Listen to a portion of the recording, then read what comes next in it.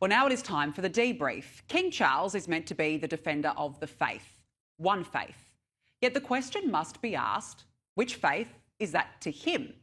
Buckingham Palace has announced the King won't be delivering an Easter message this year, despite having done so last year on Maundy Thursday, in which he couldn't resist mentioning Islam, by the way. I'll show you that in a moment. Now, the Easter message is not one the Palace releases every year, unlike the annual Christmas speech. Sure, that is fine. But if it's not tradition for the defender of the faith to acknowledge a Christian event, then why did King Charles issue a Ramadan message this year?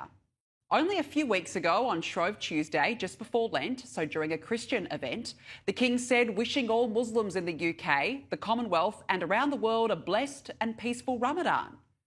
So, Eid Mubarak, but nothing for Christians this year, apart from a reference to him attending the Royal Maundy service.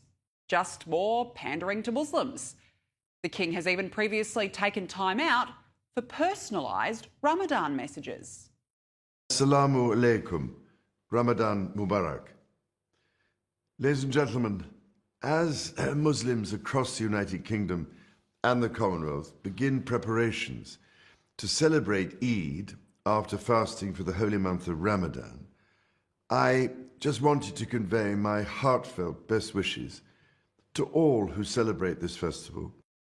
And he even used last month's state banquet for another acknowledgement. So as I close, Mr. President, in anticipation of Eid al-Fitr in Nigeria and across the world, I can only wish you and the millions of Muslims in our countries Eid Mubarak. Not even the state banquet was safe from virtue signalling. Just this week, he met with Syrian President Ahmed al-Shara at Buckingham Palace. This president was a militant Islamist and former al-Qaeda member. But he was welcomed with open arms at a time when Syria's churches are scaling back Easter celebrations after a Christian town was attacked. What on earth is a former member of a terrorist group doing, getting an invite to meet with the King, let alone at Buckingham Palace?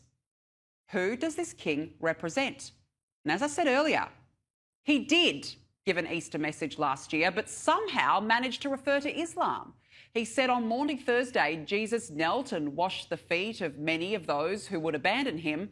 The love he showed when he walked the earth reflected the Jewish ethic of caring for the stranger and those in need, a deep human instinct echoed in Islam and other religious traditions. On a Christian holiday, the King still felt the need to warp in a more inclusive interfaith message. And look, I shouldn't be shocked by this, really. In 1993, Charles professed his love for Islam while he was a mere prince. Islam is part of our past and our present in all fields of human endeavour. It has helped to create modern Europe. It is part of our own inheritance, not a thing apart. More than this, Islam can teach us today a way of understanding and living in the world which Christianity itself is the poorer for having lost. Now, I'm a staunch monarchist, but I am not okay with the monarch's apparent obsession with Islam at a time when our social fibres have buckled, largely in part to a perversion of Islam that is incompatible with the West and our values.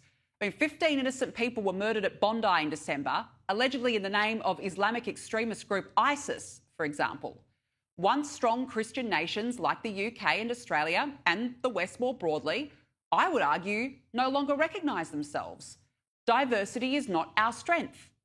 Our way of life is being ignored, while the man who is meant to be the defender of the faith seems to be doing everything not to defend the faith. Now, look, sure, we are a largely peaceful interfaith society, absolutely. But there is something very wrong about the ideology of King Charles.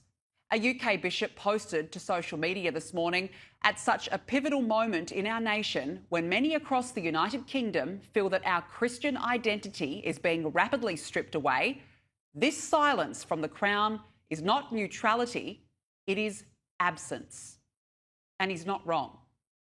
So is the King simply, unwell and can't manage an Easter message? Or is this a dereliction of duty for DEI? I'd say the latter.